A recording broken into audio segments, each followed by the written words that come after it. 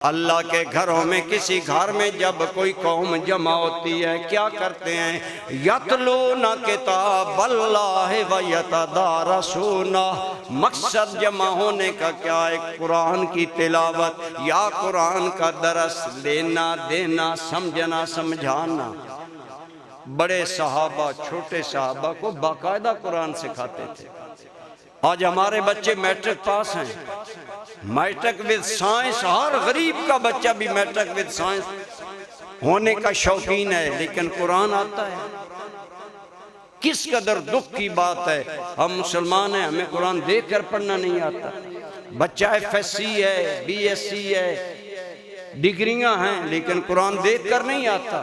फिर कभी किसी को सुनाते नहीं। खुदारा कुरान किसी को सुनाओ, टाइम निकालो, कुरान की इस्लाह करो। अगर कुरान की इस्लाह करते पढ़ते पढ़ते मर गए, एक रिवायत में आता है अल्लाह ऐसे बंदे को उन लोगों के साथ उठाएगा जिन्होंने कुरान पढ़ा हो। वर्ज करेगा या अल्लाह मैं तो कुरान पढ़ा हुआ नहीं था।